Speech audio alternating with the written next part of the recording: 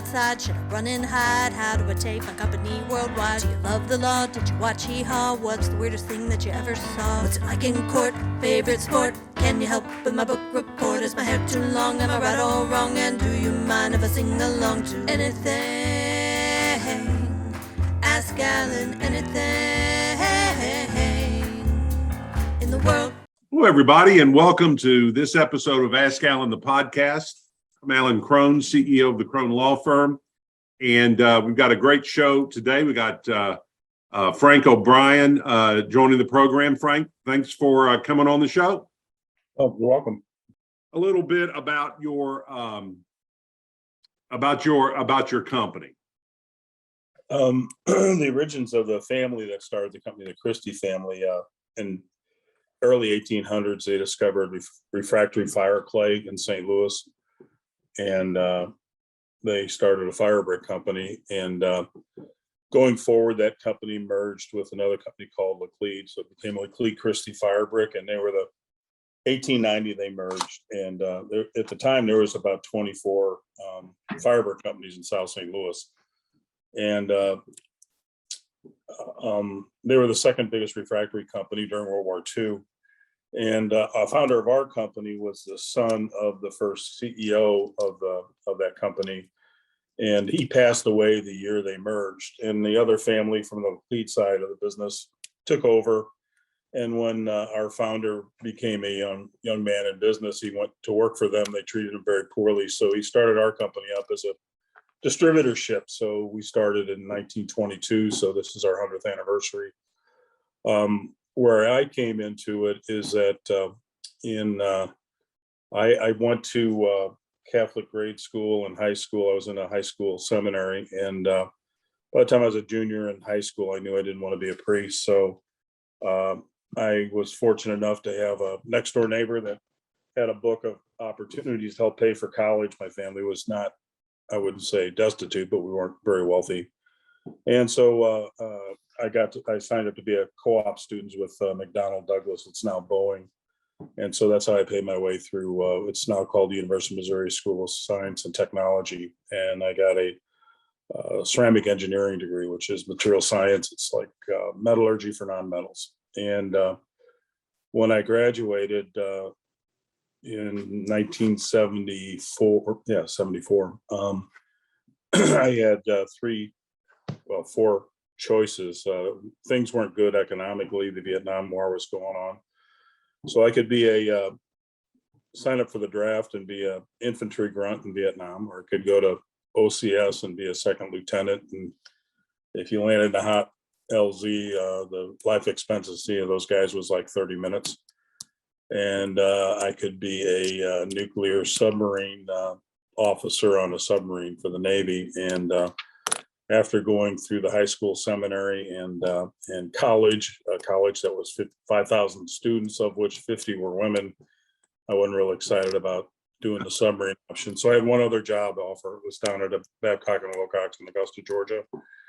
And so they made all kinds of different refractory, high temperature ceramic materials for industrial use, and started out doing takeoffs and bids, and learned how to design refractory linings and structures for a lot of different industries. Did well, but really hated the just grinding and plugging and cranking and using basic math skills to get that done.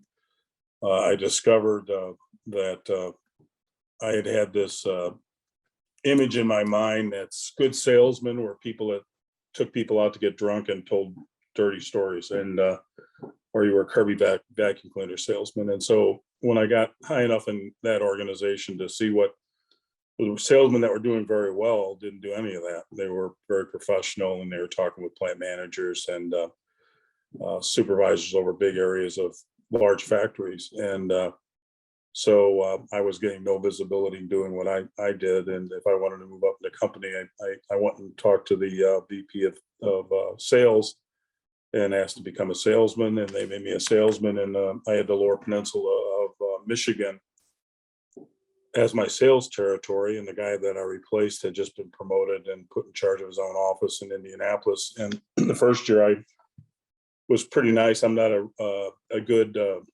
necessarily guy for making friends and whatnot, but was in the midst of the oil embargo, and what I was selling could save them 50 to 90% of their fuel costs at places like Caterpillar and Central Foundry and General Motors, those kind of places. And so the first year I did 25% better than the quota they set me, and the next year I did 175% of that. And the result was, I mean, I was extremely young and underpaid compared to the salesmen and the rest of the company. So I got a 5% raise that year instead of a 3% raise. Of course, all those guys made twice as much money as me. So in essence, my wage was less than theirs anyway. So my father was dying. He was a type 1 diabetic.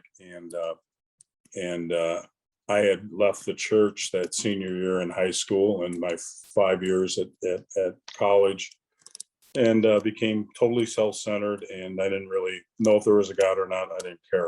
And but I married a wonderful woman from a wonderful family. They had 15 kids, and I saw the great joy in that family, and I wanted a piece of that. So I told God I'd come back to the church if he'd find me a job back home in St. Louis. And I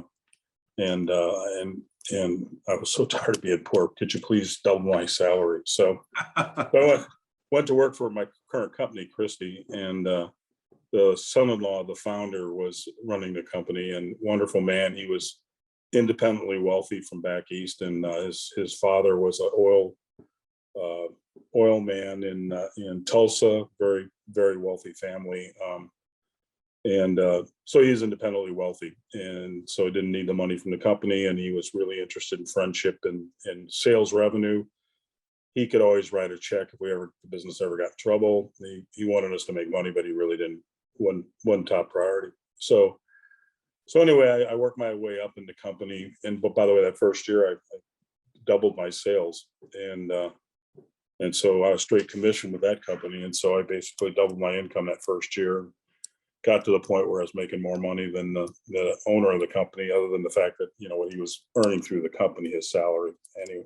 And so I worked my way up in the company and eventually became president. And he got into his 80s, and he went through the unpleasant episode of his mother-in-law. When his father-in-law died, he was in charge of sales for the company, and his father-in-law suddenly got cancer. 2 weeks later, he was dead. And Nick Francho was left running the business. He had never had access to any of the financial, the banking, the accounting part of the business. That was all done by his father-in-law.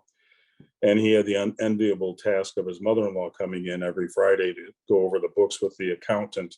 She had never been involved with accounting or running the business, and him proving to her that he wasn't stealing anything from the company. So he eventually, she gave half the business to her daughters, 2 daughters, and then Nick got a few shares. So he and his wife controlled the company when I was there. So he knew that he was getting into his 80s, and he knew that his wife was going to be just like her mother, and that it would be extremely stressful if he passed away on both her and the company. So in 1995, he sold me the business for my equity was $80, and the rest of it was debt. So he basically sold me the company for debt. And I wasn't so interested in keeping everybody as happy as he was. And so I eliminated quite a number of things that we were doing that I knew we were losing money on, and made enough money to borrow the money from the bank and pay him out. It took a couple of years after I bought the company, and he continued working there until he passed away, I think in 1991. Or no, it was 2001. And so I've owned the company since then. And one of the things that happened just before I became president was his son-in-law, the owner's son-in-law, had gotten divorced from his daughter, but was continuing. He was over finances and accounting for the company, and he needed to leave the company. Some things had happened. He just needed to go, and he had a contract, employment contract I wouldn't have given my own mother, that basically no matter what, he was going to get paid 1/4 of the company income until he passed away. And there was when he left the company, there were legal battles going both ways with his contract. And so the board, in essence, we really didn't have a board, but the CFO, me as president, and then we have a gentleman running our contracting business, and the owner. Sat down, and two of us were Catholic and two of us were Protestant, and we were worried that Mr. Francho was going to have a heart attack because he really loved this son-in-law, and the whole thing was ripping him apart. I mean, both of them, obviously. So we talked to him about enthroning the company to the Sacred Heart, explained what that was, and since he was Methodist, he got it pretty quick. And we're at this board meeting. He said, "Well, damn, we're not a publicly traded company. We can do that. I think it's a great idea." With that, there's a knock on the door. It was a fax from the opposing lawyer giving in on everything, and it wasn't 10 seconds after he said we're going to do this that it happened. And I went home that night. It didn't dawn on me. We just went to the next thing on the agenda, and the timing of what had happened was, I don't think, an accident. And so he carried that out. So we had a Protestant enthroned our company to the Sacred Heart, and since then, if you're familiar with the promises that the Sacred Heart made to St. Margaret Mary Alacoque, one of the things in there is that he'll make you successful or watch over your endeavors, and he's done that for us. And so we struggle to do that, and I've explained to the folks at the company, we've got a statue out in the lobby, and have four of the 5 locations we've enthroned and have statues or pictures of the Sacred Heart up. But we're not discriminating. We're not praying to a statue. It's basically what we try and run the business as, is that Jesus is the head of our company, and that we want all of our managers, whether you believe in anything or not, to filter it through what he would do, so that one, we're not going to cheat anybody, we're not going to steal anything, and is it good for us? Is it good for our customers? Is it good for our suppliers? And when it meets all those criteria, then we go ahead and move forward. If it is something business-wise good to do, that's the filter we try and run all our processes through. So we're currently trying to improve our culture, and we've been working on it for 4 years, and so we're doing real well with that. And COVID, we thought we were going to have our best year ever when COVID struck. So we went from March, we thought we were going to have a record year, to how are we going to survive? So we laid off quite a number of people and pulled our horns in, and we ended up okay through the year. But the COVID, the lockdowns and all that stuff had a huge effect on our customers and us. And so now that we've come out of it, we are having our best year ever. We're going to do close to 60 million in revenue and are very profitable this year. And there are 4 different operating parts of the company. We have the original business was a distributor, refractory distributor. We still do that. We provide a lot of ceramic parts for molten metal control for aluminum and copper mainly. And our customers are people like Toyota, Olin Brass, all the different aluminum companies for that company. And so that's the original company. Back in 1974 or so, we started making catalyst support for the petrochemical industry. So we make inert ceramic stuff that we sell that around the world. And so our feedstock for that was refractory fire clay from a operation that at the time Combustion Engineering owned. They bought a better deposit of refractory clay down in Georgia and moved, and we're going to close down this facility we got as a feedstock. And my boss bought it before I came to the company. So we have a minerals company. We mine fire clay in central Missouri and sell it pretty much NAFTA. And so that's probably that is our most profitable business. We mine it. We about 3 or 4 different grades of clay out of it, and we calcine it in a big rotary kiln, and we grind it, and we sell it as a raw material for a number of different things, mainly people making refractory high temperature concretes, but we also sell it for we're a big component. And if you ever buy a green egg, the ceramic aggregate in that comes from us. Handheld art pottery, we do a big portion of that in the US. We sell a fair amount of clay to Dow Tile for floor tile. So a variety of different things that we do from our minerals company. And that its business is NAFTA. And then we started a refractory construction company where we build aluminum and copper melting furnaces primarily. We also rebuild large coal-fired boilers. We do a lot of work with TVA, and these are 600 megawatt boilers. Are big things. And we do that probably like an 800-mile radius in St. Louis. Although we do get stuff in like North Carolina once in a while. We'll do something specifically as far as California or New Jersey. And then the catalytic company, we moved the headquarters and a warehouse down to Houston, which is the hub of the energy industry, the petrochemical industry in the U.S. And we have an operation, about 10 employees in a warehouse in Shanghai, China. We source a lot of material from China and some from India. And we have a factory making the product. We used to do it in St. Louis. We bought a competitor in Crooksville, Ohio. So we have a plant in Crooksville, Ohio. So we basically have plants in Crooksville, Ohio, which is our catalyst plant. We make the shapes that we told you about for crystal refractories in St. Louis. It's also the headquarters for our construction company and the original company. And then our minerals company is about 80 miles west on I-70 from St. Louis, which is where we bought the combustion engineering plant. And then it's the catalytics, the headquarters and warehouse are down in Houston. And so that's kind of what the company does. But all of them are under the guise of the Sacred Heart, and we try and do that. We do some charitable stuff within the company. We started something called the St. Nicholas Fund.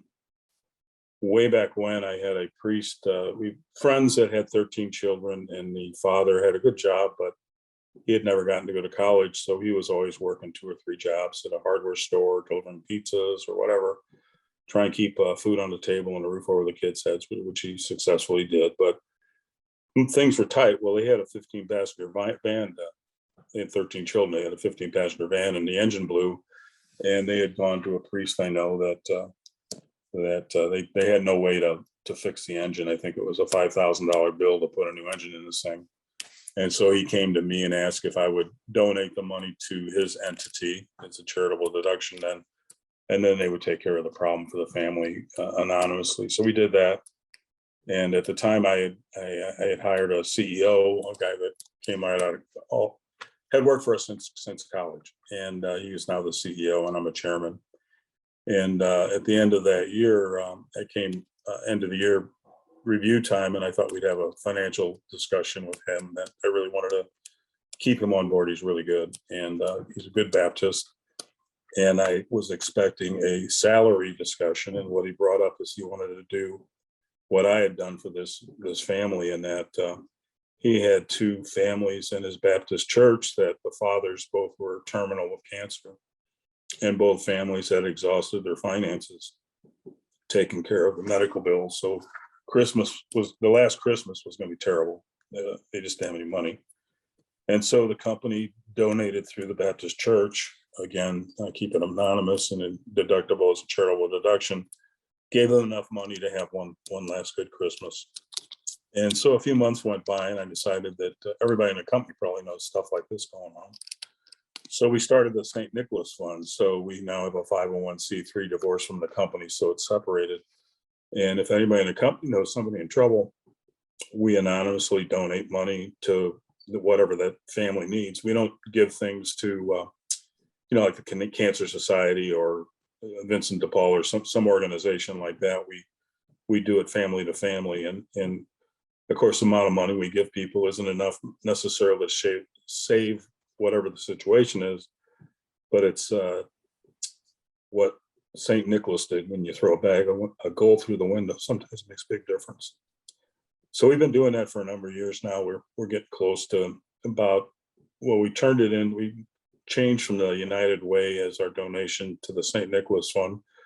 So our employees out of their paychecks fund about 20 to 30% of what we give away now, and then the company makes up the difference. This year, we'll give away close to $150,000, and from Louisiana to North Carolina to any place they know somebody in trouble, we have committees at each of the locations, and the purpose of the committee is just to make sure that it's a legitimate need. Just because somebody died in the factory, you don't throw money at them because they may be getting 50 grand from the company insurance or whatever. So we do that as part of our tithing. I really appreciate you coming on the show. We've run out of time, but Frank, the story of how you went from salesman to owning the company and overcoming all of that is fascinating and very inspiring. And I think the way you bring your faith to the business in an appropriate way is also inspiring. I don't shy away from that either. And well, obviously, and it's just great when folks do that, because as you know, as Catholics, we're called to be missionary disciples in the public sphere as well as in our private sphere. So, well, it's true. We're all stewards. God owns everything, and when we go to the grave, there's only one thing we can take with us: our own soul and our friends and relatives' souls. That's right. That's right. That's beautiful. That's a good sentiment to end on. Frank, I appreciate it. It's been a pleasure chatting with you, and I look forward to seeing you the next time I'm in St. Louis. Yeah, well, it'd be great to sit down and have break bread. All right. All right. Have every success. All right. So thank you all for watching. If you've enjoyed this, please forward it or share it on social media. Frank is going to go back to making refractory bricks, and I'm going to go get some justice. So thank you all very much.